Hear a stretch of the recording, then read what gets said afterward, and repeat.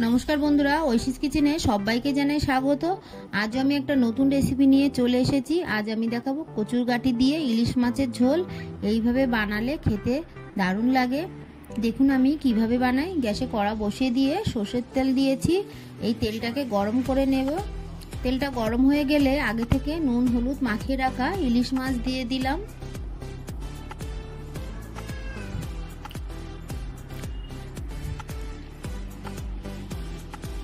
মাছগুলোকে দিয়ে আমি ভেজে নেব।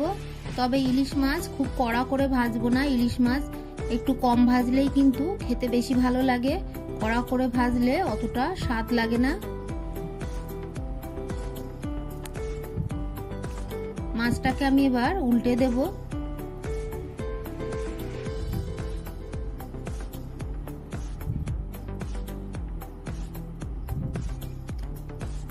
এই পিঠটাকেও আমি একইভাবে ভেজে নেব। দেখুন মাছটাকে ভেজে নিয়েছি, এবার তুলে নেব। দেখেই তো বুঝতে পারছেন আমি কিন্তু খুব কড়া করে ভাজিনি। এই তেলের মধ্যে বাকি মাছগুলো দিয়ে দেব। এই দুটো ইলিশ মাছের পুরোটা আমি দিলাম না, কিছুটা দাগা আমি রেখে দিয়েছি।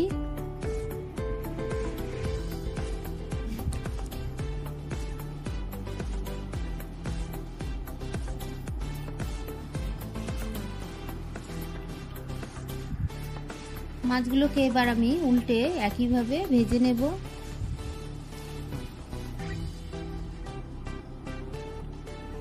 ইলিশ মাছ তো আমরা বেগুন দিয়ে বা ইলিশ সর্ষে বাটা আমরা খাই।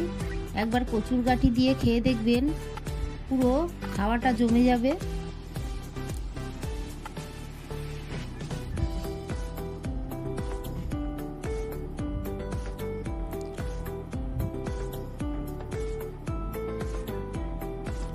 এপিট ওপিট করে মাছটাকে আমি ভেজে নিলাম। এরপর তুলে নেব।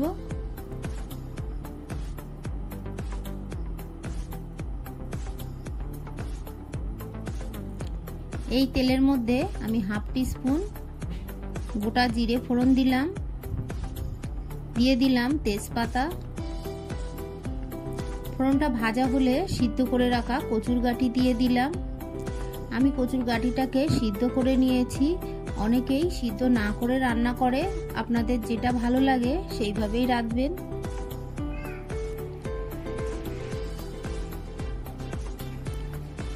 একটু নেড়ে নিয়ে আমি এর মধ্যে লবণ দিয়ে দেব হলুদ গুঁড়ো। এই রান্নাটায় খুব বেশি মশলা লাগে না, অল্প মশলায় খেতে দারুণ লাগে। লবণ হলুদ দিয়ে ভালো করে আমি নেড়ে নেব।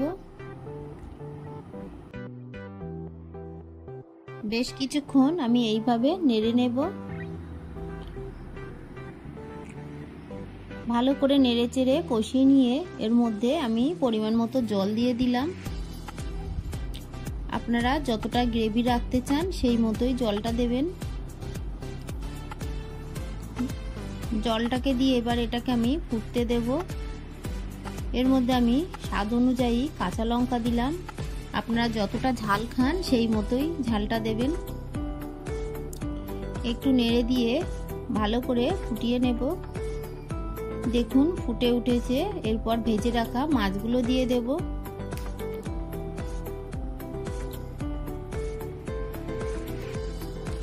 মাছটাকে দিয়ে ভালো করে নেড়ে নিয়ে আমি ঢাকা দিয়ে কয়েক মিনিট ভালো করে ফুটিয়ে নেব। ঢাকাটা তুলে এর মধ্যে আমি এবার দিয়ে দেব আরো একটু লবণ। আমি চেখে দেখেছি একটু লবণ লাগবে, তাই আরো একটু লবণ দিয়ে দিলাম। শুকনো খোলায় গোটা জিরে গোটা গোলমরিচ ভেজে নিয়েছি, তারপর সেটাকে গুঁড়ো করে 1 টিস্পুন দিয়ে দিলাম। ভালো করে মিশিয়ে নিয়ে একটু ফুটিয়ে নিয়ে এই সময় একটু লবণ ঠিক আছে কিনা আরো একবার দেখে নেব।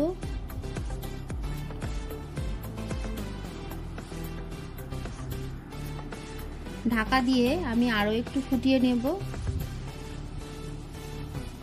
দেখুন রান্নাটা হয়ে গেছে। গ্রেভিটা কিন্তু ঠান্ডা হওয়ার পরে আরো একটু জমে যাবে। সবশেষে আমি আরও একটু ভাজা মশলা দিয়ে দিলাম। মশলাটাকে মিশিয়ে নিয়ে আমি গ্যাসের ফ্লেমটাকে অফ করে দিলাম। শেষে ভাজা মশলা দিয়ে আর ফুটিয়ে নেব না। আমার এই রেসিপিটি আপনাদের ভালো লাগলে প্লিজ আমার চ্যানেলটিকে সাবস্ক্রাইব করবেন, পাশে থাকা বেল আইকনটি ক্লিক করে দেবেন, তাহলে আমার নতুন ভিডিও নোটিফিকেশান সবার আগে আপনার কাছে পৌঁছে যাবে। একটা লাইক করতে ভুলবেন না। রেসিপিটি কেমন লাগলো আমাকে কমেন্ট করে জানাবেন। ভালো থাকবেন, সুস্থ থাকবেন। আবার দেখা হবে পরের ভিডিওয়।